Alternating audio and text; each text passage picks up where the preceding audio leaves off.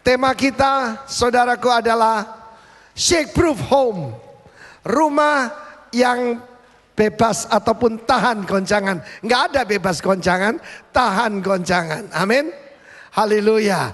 RTG, rumah tahan goncangan. Amin. Haleluya. Saya insinyur sipil.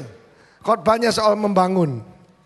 Sebab Tuhan Yesus sebelum dia melayani seperti yang ditugaskan sang Bapa, dia bekerja sebagai home builder, sebagai tekton. Tekton itu dari mana kita dapat kata arkitekton, arsitek, master home builder. Dan mari kita baca Matius 7 mulai dari ayat yang ke-21, saudaraku. Itulah lagu yang kita nyanyikan tadi. Bukan setiap orang yang berseru kepadaku, Tuhan, Tuhan, akan masuk dalam kerajaan sorga, melainkan dia yang melakukan kehendak Bapakku yang di sorga. Pada hari terakhir banyak orang berseru padaku, Tuhan, Tuhan, bukankah kami bernubuat demi namamu dan mengusir setan demi namamu dan mengadakan banyak mujizat demi namamu juga? Pada waktu itulah aku akan berterus terang kepada mereka dan berkata, aku tidak pernah mengenal kamu. I never knew you. Mengenal di sini ginosko adalah terjemahan dari bahasa Ibrani yada. Artinya to know intimately. Perkataan yada pertama dalam Kejadian pasal 4. Adam knew Eve, his wife. Mengenal secara intim seperti suami istri. I never knew you. Aku tidak pernah mengenal kamu. Hanya daripadaku. Kamu sekalian pembuat kejahatan. Tetapi kejahatan di sana adalah anomos atau anomia. Ada 3A kejahatan manusia kepada Tuhan. Tiga-tiganya A, saudara. Pertama adalah atheos, tanpa Tuhan. Ateis. Yang kedua, saudara, orang paling sombong adalah orang berkata, aku tidak perlu Tuhan. Yang kedua adalah autonomos. Dari mana kita dapat perkataan otonomi? Otonomi artinya memerintah, mengatur diri sendiri. So masih ingat dalam Lukas 19, perumpamaan tentang seorang bangsawan yang dilantik jadi raja? Menggambarkan Kristus. Warga negaranya berkata, we don't want this man to become our king. Kamu tidak mau orang ini jadi raja kami. Autonomos, saudaraku, itu mengatur diri sendiri. Yang ketiga adalah anomos atau anomia. Anomos atau anomia artinya tanpa nomos, tanpa norma-norma, tanpa firman Tuhan. Manifesto humanis bahwa agama itu adalah tirani dan tidak berhak mengatur manusia. Tuhan itu tidak ada, itu atheos. Anomos, lawlessness. Mari kita lanjutkan pembacaan kita ayat 24. Setiap orang yang mendengar perkataanku ini dan melakukannya, ia sama dengan orang apa? Bijaksana yang mendirikan rumahnya di atas batu. Kemudian turunlah hujan dan datanglah banjir, lalu angin melanda rumah itu. Tetapi rumah itu tidak rubuh sebab didirikan di atas batu. Tetapi setiap orang yang mendengar perkataanku ini dan tidak melakukannya, ia sama dengan orang yang bodoh yang mendirikan rumahnya di atas pasir. Kemudian turunlah hujan dan datanglah banjir. Lalu angin melanda rumah itu sehingga rubuhlah rumah itu dan hebatlah kerusakannya. Dan setelah Yesus mengakhiri perkataan ini, takjublah orang banyak mendengar pengajarannya. Sebab ia mengajar mereka sebagai orang yang berkuasa, tidak seperti ahli-ahli Taurat mereka.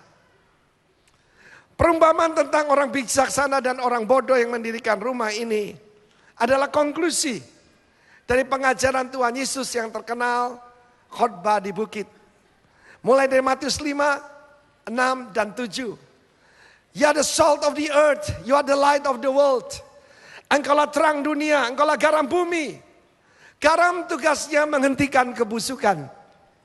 Bukan cuma memberikan rasa, tetapi zaman dulu belum ada kulkas, belum ada freezer. Garam itu menghentikan kebusukan, corruption. Saudara yang kasih, yang kedua kita lihat, you are the salt of the earth, you are the light of the world. Tapi rumah juga bukan berarti cuma rumah biasa, tapi rumah tangga. Tidak ada yang lebih diserang hari-hari ini daripada yang disebut rumah tangga tradisional. Saya akan tunjukkan pada saudara tentang bahaya apabila mendirikan rumah tidak di atas batu. Kita harus tahu bahwa gambaran daripada membangun rumah ini adalah waktu itu di tepi Danau Galilea, kota-kota Kapernaum dan kota-kota yang lain sekitar Danau Galilea. Di situ Yesus berkhotbah. Dan danau itu terkena angin, terkena gelombang, membawa pasir sampai ke darat. Dan tinggi pasir itu kurang lebih 3 meter. Kalau saya 170 2 kalinya lah. Rata-rata seperti itu. Orang yang bijaksana akan menggali sampai dalam. Yes, 3 meter. Sampai ketemu tanah keras. Mungkin 3 meter lebih. Tetapi orang yang bodoh yang tidak berpengalaman, mungkin dia gali asal saja 1 meter lalu dia bangun rumahnya. Fondasi itu menggambarkan kepala keluarga. Sebab father di dalam bahasa Latin itu fundus, itu fondasi. Sekarang berapa banyak keluarga itu punya absentee father. Bapaknya tidak pernah ada, tidak berfungsi. Kadang-kadang pulang sih. Tapi tidak berfungsi sebagai bapak. Karena itu anak narkoba, anak ngaco, anak transgender. Saudara semua bisa dilihat. Semua yang ada di penjara itu coba periksa. Mungkin pasti ada masalah fatherlessness. Ketidakadanya fondasi. Kalau membangun rumah kita tidak pasang atap lebih dulu. Kita pasang fondasi lebih dahulu. Ada berapa banyak pria di sini kepala rumah tangga atau calon kepala rumah tangga? Let me see your hand. Katakan saya fondasi. Beritahu pria di samping Anda fondasi. Amin.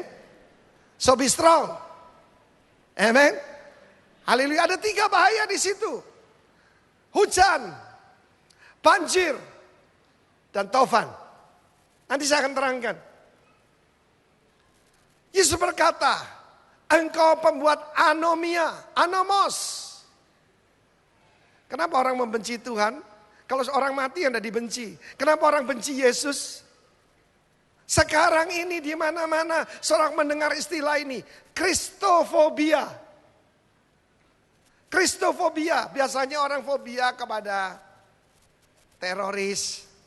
Ini fobia terhadap Christ, terhadap Kristus.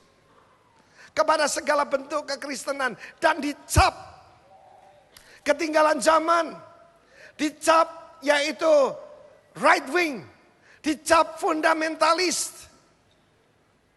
Berapa banyak saudara percaya bahwa Allah pernah jadi manusia dalam diri Yesus Kristus? Let me see your hand. Apabila ada pistol diarahkan pada Anda, masih angkat tangan? Yang masih mau angkat tangan. Saudara lebih baik minta takut akan Tuhan. Sebab orang takut akan Tuhan tidak akan takut akan yang lain. Tepuk tangan bagi Allah kita. Glory to God. Jadi ada 3, atheos, atau nomos. Atau nomos itu menimbulkan heresis, penyesatan. Atau nomos membuat 3H. Pertama, humanism. Humanism itu manusia jadi pusat, bukan Tuhan. Nyanyinya sih gampang. Jesus is the center of it all. Nyanyi gampang ya?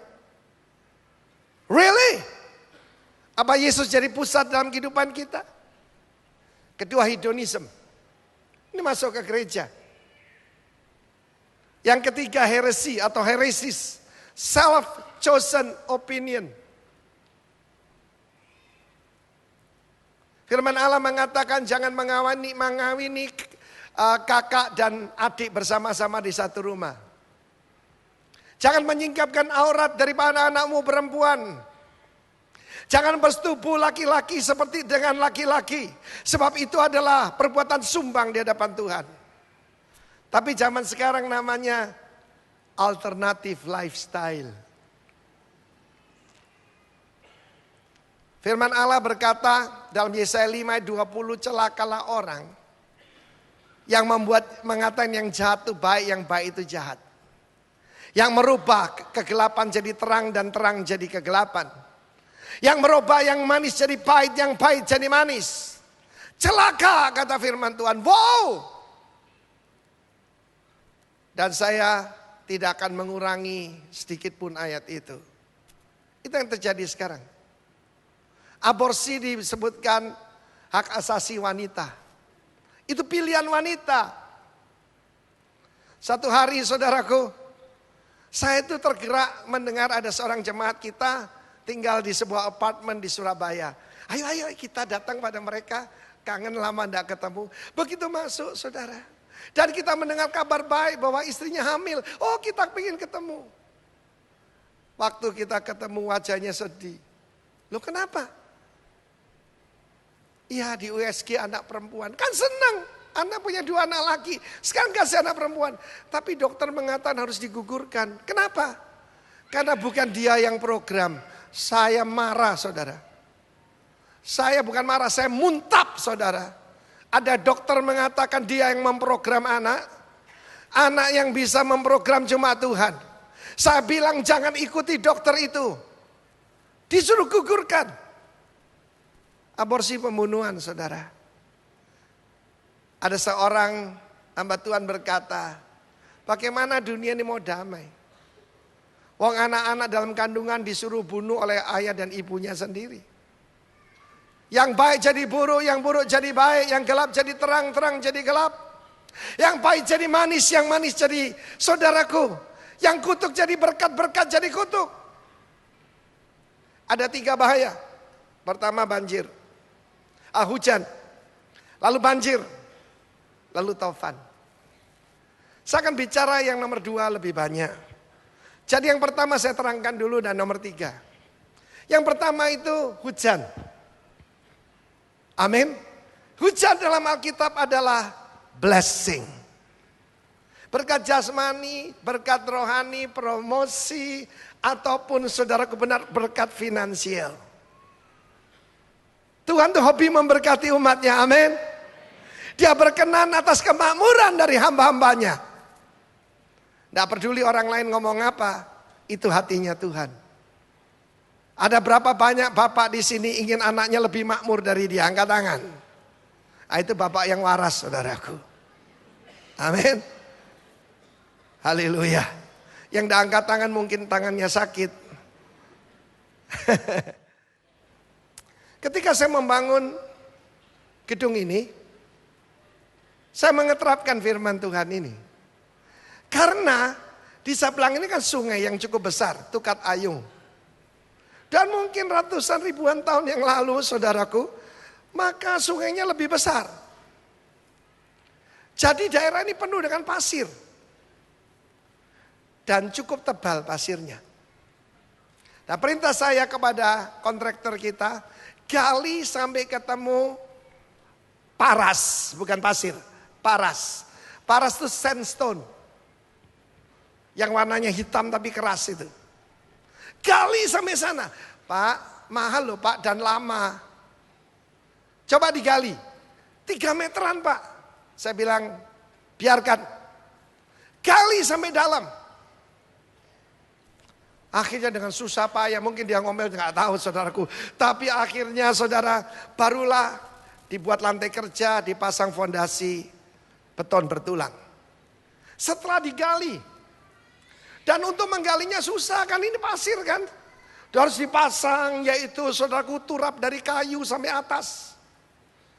Pekerjaannya tidak mudah. Tapi ketahuilah saudara, sudah berapa kali gempa. Tidak ada retak, tidak ada rusak sama sekali. Sebab diletakkan di atas batu.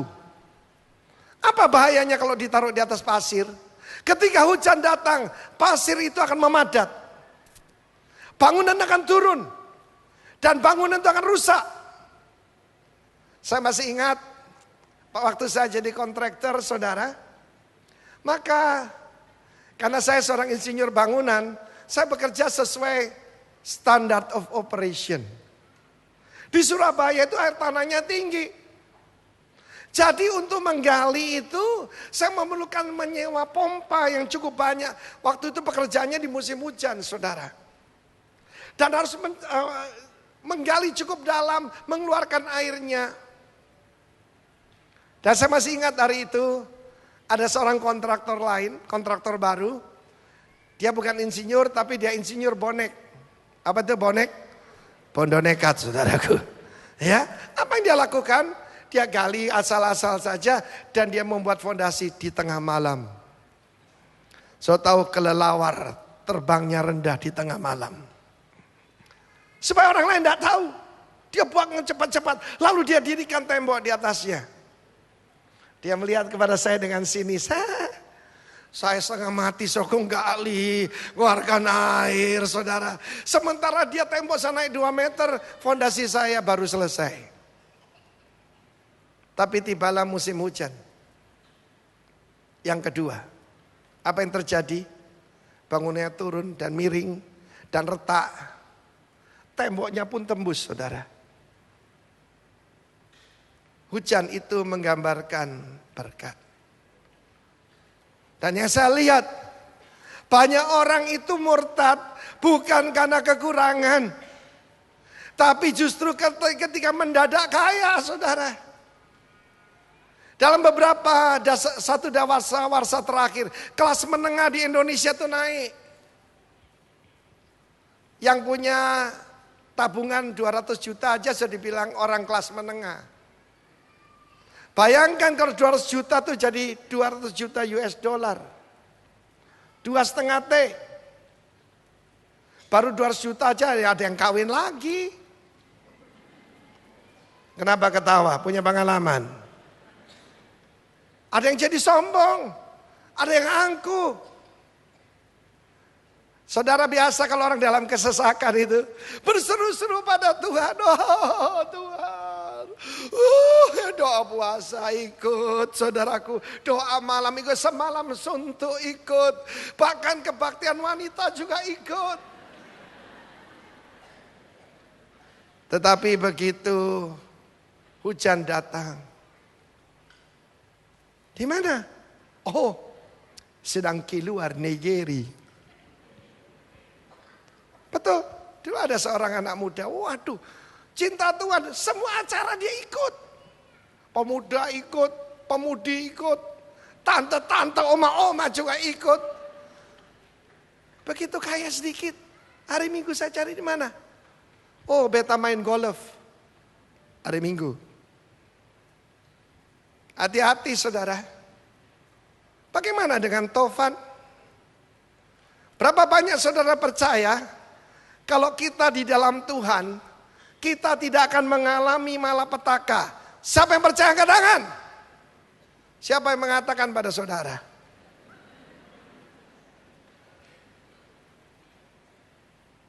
Ketika saya pergi ke Crystal Cathedral,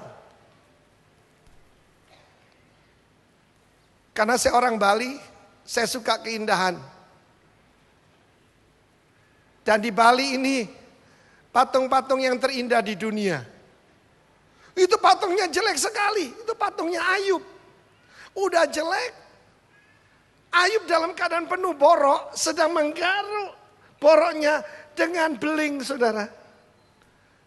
Saya bilang, kok ada patung gini ya, jelek sekali. Kenapa kan enggak David? Kenapa bukan Joseph?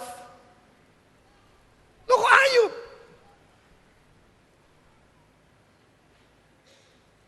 Sebab banyak hamba Tuhan mengatakan, kamu tidak akan terkena resesi. Dulu saya suka ngomong begini, di tengah resesi anak Tuhan resepsi. Tidak selalu begitu. Hari-hari beberapa saudara sedang mengalami tidak ada penghasilan. Beberapa saudara sedang mengalami musim kering. Tapi ada kabar baik buat saudara. Firman Tuhan mengatakan orang fasik disuruh mengumpulkan segala sesuatu yang nanti diberikan kepada orang. Kepada pendeta? Bukan. Kepada orang yang dikenan oleh Tuhan. Berapa banyak saudara mau jadi orang yang dikenan oleh Tuhan? Tepuk tangan. Tangisan boleh sepanjang malam. Tetapi sukacita di waktu pagi. Joy come in the morning. Makin gelap malam itu, makin cerah paginya. Makin lama musim kering, hujannya akan berlipat kali ganda. Tepuk tangan bagi Allah kita. Tapi taufan akan datang. Bulan lalu istri saya dioperasi. Ada tumor di rahangnya. Gigi yang tidak tumbuh dengan benar itu jadi tumor. Dan untung ketahuan. Rahangnya itu kerowok saudara. Rahangnya habis. Tinggal sedikit. Kalau tidak dioperasi bisa patah. Dan dokter mengatakan, Pak, ini bisa tumor jinak. Bisa ameloblastoma. Bisa cancer. Taufan akan datang. Tapi rumah yang didirikan di atas batu karang. Shake proof. Amin. Dan istri saya dioperasi, diperiksa. Bukan cancer, puji Tuhan. Ya itu saudara saya pernah cerita beberapa bulan yang lalu. Istri saya ini kan baik ya toh. Sesuatu terjadi padaku sayang. Kamu boleh nikah lagi. Kalau dia masuk saudara. Lalu ketika dia keluar. Saudara setelah dia sadar. Maka saya bilang. No. Waktu mau masuk itu saya bilang. You are the first and the last. Oh dia tersenyum. Dan dia operasi senang saudara. Tapi ketika dia keluar sudah sadar saya bilang. Nanti 3 bulan lagi aku operasi. Operasi di sini. Sesuatu terjadi pada saya, kamu tidak boleh kawin lagi.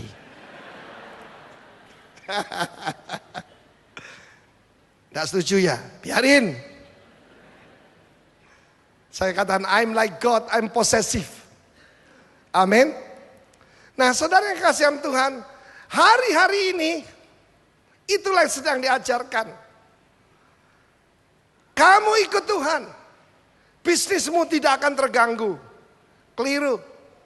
Makin saudara memberi buat pekerjaan Tuhan, iblis akan mengganggu usahamu. Taufan bisa datang saudaraku. Tapi rumah yang didirikan di atas batu karang akan shake proof. Saya terangkan tentang banjir. Saya terangkan tentang taufan. Setiap hari ada aja, yaitu godaan datang. Tapi saya tidak mau hadapi sendiri. Saya tunjukkan istri saya. Waduh, tidak usah dijawab yang kayak gitu deh. Hati-hati saudara. Saya katakan tadi hujan itu berkat. Tapi ada yang membuat orang tidak tahan menghadapinya. Jadi sombong, jadi angkuh. Dan melupakan Tuhan. Taufan bisa datang anytime. Dan Taufan tidak kirim telegram, tidak kirim SMS, tidak kirim WhatsApp. Dia datang begitu saja. Tetapi saya jamin kepada saudara, dia mengatakan, I will never leave you nor forsake you. Aku tidak pernah meninggalkan engkau atau membiarkan engkau. Aku menyertai engkau sampai akhir zaman.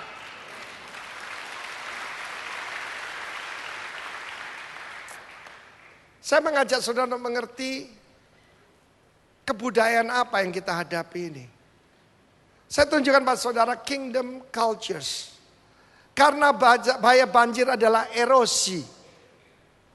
Ketika banjir datang, rumah yang fondasinya itu tidak sampai tanah keras. Pasir di bawahnya digerogoti, saudara. Sedikit demi sedikit. Kingdom cultures, Egypt, bondage and abortion. Banyak orang hidup hanya membayar hutang. Kalau hari ini kalau saudara hidup membayar hutang, itu adalah di bawah Mesir. Abortion. Saya ceritakan tadi ada jemaat kita, ya. Saya katakan jangan dengarkan dokter itu. Anaknya lahir sehat, saudaraku. Yang kedua adalah Asyur, division. Ini masuk dalam rumah-rumah untuk membuat orang bercerai. Perhatikan hari-hari ini, gampang sekali orang bercerai. Gara bertengkar, gara-gara odol, yang satu pencet dari belakang, yang dari depan. Dari kayak bapakmu, kayak engkongmu. Cerai. Kenapa cerai? Odol. Kapan itu ada seorang wanita, suaminya orang Jerman. Bertengkar gara-gara jendela. Percaya nggak saudara? Bangun villa. Lah yang wanita orang Indonesia, yang pria orang Jerman. Dokter lagi, orang pandai kan? Dan waktu bangun rumah, ketika memesan jendela, yang pria mengatakan jendela itu buka ke dalam, seperti di Jerman. Yang wanita berkata, Sherdum, goblok sekali. Jendela itu buka ke depan. Ini Indonesia, bertengkar. Ke depan, ke belakang, ke depan, ke belakang. Cerai.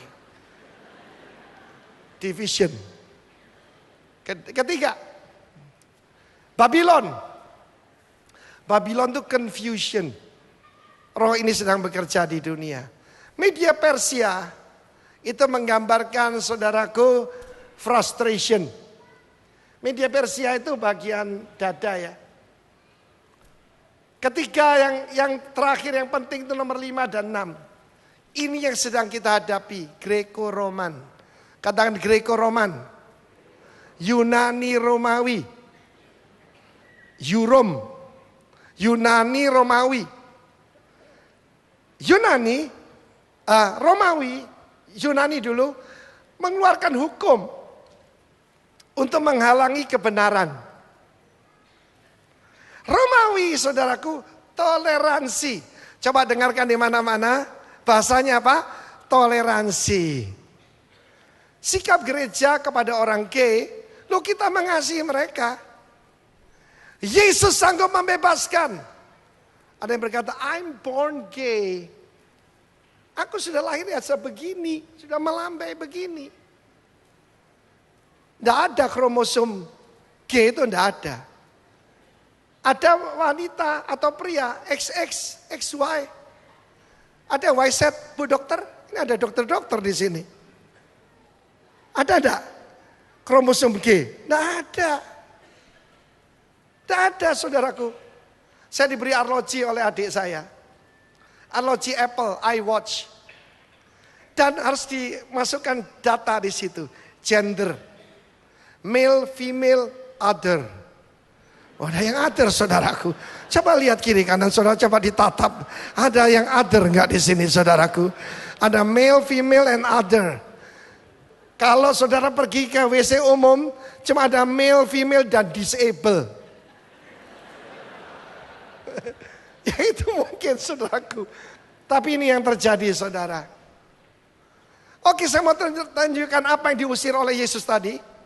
Yang diusir oleh Yesus adalah orang yang melakukan anomos atau anomia. Anomos itu ada 3 P. P pertama, saudaraku, adalah pride. Tanda dari orang semacam ini pride. Ada sebuah film, saya usulkan Anda baca. Dan lihat, bagus sekali. Film itu judulnya God is not dead.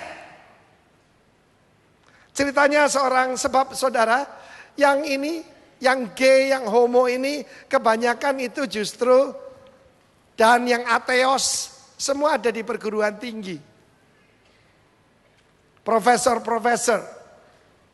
Nah saudara yang kekasih, pride, perversity itu saudaraku penyimpangan. Sekarang ada yang baru, pansexuality. Pan itu artinya segala sesuatu. Dan barang siapa mengkhotbahkan bahwa homoseks, lesbian, ataupun bestiality hubungan dengan binatang, lalu juga hubungan yang terkenal di Yunani itu pria tua dewasa dengan pria muda. Di dalam kultur Yunani, wanita itu nomor 2. Jadi kalau orang berhubungan dengan wanita dianggap kurang hebat. Harus sesama pria. Apa bahaya dari pornografi yang bisa mengerosi fondasi iman kita? Pornografi mengajarkan bahwa wanita itu cuma alat, cuma objek. Nanti dari sana, kalau saya konseling para homoseks itu mereka berkata, Pak, mulainya cuma pornografi, lama-lama bosan dengan perempuan. Lalu coba dengan laki-laki. Itu kultur Yunani yang sedang mau dipaksakan kepada kita. Sedang digodok, kita harus berdoa untuk menolak itu, yaitu hak asasi anak. Jadi ke depan ini keluarga itu bukan pria dan wanita. Bisa pria-pria, wanita-wanita, atau 2 pria 1 wanita, atau sama wanita dan 3 pria, atau 7 pria. Senin, Selasa sampai Minggu, lain-lain. Saya dulu ingat, kalau saya khotbah di satu gereja, ada seorang ibu yang paling rajin kebaktian hari Minggu. Saudaraku, dan dia kalau dengarkan firman Tuhan, kemana saya pergi dia ikut. Ternyata dia poliandri, suaminya 2. Satu suami sesuai catatan sipil, itu Senin sampai Rebo. Kamis sampai Sabtu, itu suami yang kaya, tapi tidak nikah. Dan hari Minggu ke gereja, istirahat. Dengar firman Tuhan, saudaraku, saya kalau khotbahkan cukup keras, dia cuma tersenyum-senyum saja. Kemasukan pola pikir Yunani, pansexuality itu adalah goalnya. Mulai dengan same sex. Lalu juga keluarga akan diobrak-abrik. Bukan lagi yang sekarang ini tradisional, yang sekarang ini kuno, yang sekarang ini menghalangi kebebasan berekspresi. Dengar umat Tuhan. Sekalipun dimasukkan penjara, saya tidak akan menikahkan Jono dan Joni. Viduri dan Wiyani, tidak akan. Nehi, ye shall know the truth, and the truth shall set you free. The truth is Jesus. Para humanis mengatakan truth itu tidak absolut. Truth itu situasional, relatif, tidak. Segala bentuk penyimpangan seks adalah dosa. Tapi goalnya pansexuality. Karena di dalam kebudayaan Yunani, Pan ini nama seorang dewa. Setengah kambing, setengah manusia.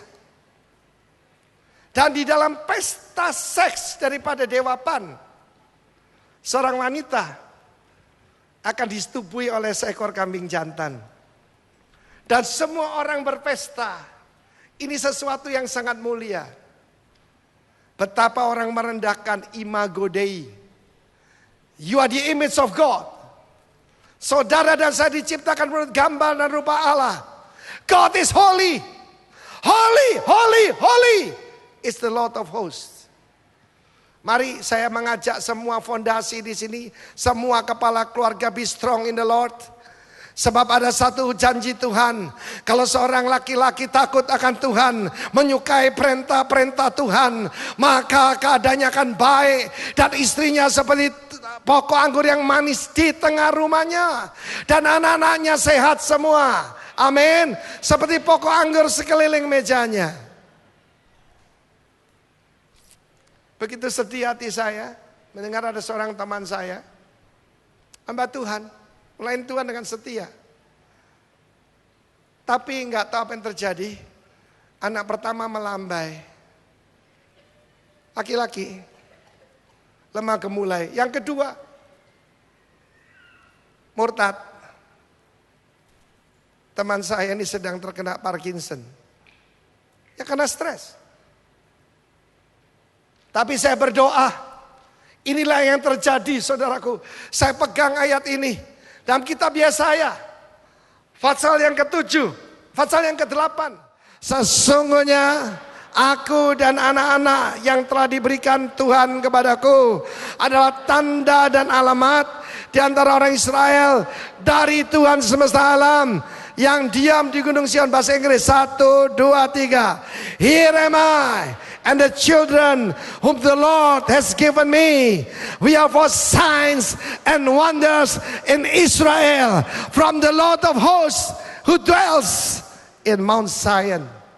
Itu goal dalam hidup saya dan saudara. Aku dan anak-anakku adalah tanda dan mujizat. Kedua orang tua saya, kita tinggal ibu-ibu ya, tinggal di rumah saya di Surabaya. Dan mereka rukun saling mengasihi. Padahal ibu mertua saya berbahasa Mandarin dan berbahasa Hokkien. Mama saya berbahasa Belanda. Tapi mereka dua bisa rukun sekali. Teman-teman saya khususnya yang datang dari luar negeri melihat itu kaget saudaraku. Mereka berkata, I cannot believe my eyes. In-laws in one house. I said, they love one another. Mereka saling mengasihi. Besan bisa satu rumah saudara. Ya, satunya bahasa Cina, satunya bahasa Londo. Tapi bisa rukun. Dan biarlah dunia ini boleh melihat. Sementara rumah tangga goncang. Ada tofan, ada badai, ada hujan, ada erosi. Tapi rumahmu dan rumahku akan tetap tegak berdiri. Dan anak-anak kita semuanya melayani Tuhan. Tepuk tangan bagi Allah kita, yes. Erosi itu bahaya saudaraku. Salah satu erosi paling bahaya itu banjir itu. Banjir itu datang dari mana? Dari cellphone saudara. Dari televisi saudara. Firman Allah mengatakan kita wahyu dari naga itu mengeluarkan banjir dari mulutnya untuk menenggelamkan the man child. Dari televisi saudara keluar banjir. Banjir kenajisan. Salah satu yang ditawarkan lewat advertensi apa sih yang ditawarkan? Kebutuhan yang tidak perlu. Kalau engkau mau menarik, pakailah minyak wangi merek ini. Kalau mau suamimu lebih cinta padamu, pakailah baju dalam merek ini. Kalau mau lebih hebat, pakailah mobil merek ini. Ya, yang ditawarkan adalah ketidakpuasan. Tapi saya harus mengajarkan to me and my children. Saya akan ajarkan kepada saudara, Christ is enough for me. Mari kita menawan setiap pikiran yang menentang pengenalan akan firman Allah. Dan menundukkannya. Dan menyerahkan diri kita under the lordship of Lord Jesus Christ. Periksa apakah ada banjir-banjir kecil yang jadi banjir besar. Mengerosi fondasi kita. Entah itu pornografi atau asimilasi dengan dunia. Do not be conformed to this world, but be transformed by the renewal of your mind. Segala pikiran yang bukan dari Tuhan, segala suggestion yang bukan daripada Tuhan, kita mau buang supaya rumah kita tidak tergoncangkan. Supaya rumah kita tahan banjir, tahan gempa. Diletakkan di atas satu dasar. Itu Yesus Kristus. Haleluya. Kita berjanji, I've decided to follow Jesus. The cross is before me. The world behind me. Saya tidak katakan it will be easy. It won't be easy. Akan ada tantangan. Bahkan akan tiba masanya, kata Yesus, orang yang membunuh kamu mengira mereka berbuat bakti kepada Allah. Tentaranya akan muncul, akan menajiskan tempat kudus, akan menghentikan persembahan korban sehari-hari. Tapi umat yang mengenal Allahnya akan tetap kuat dan tetap bertindak. Mari kita minta dari Tuhan hari ini.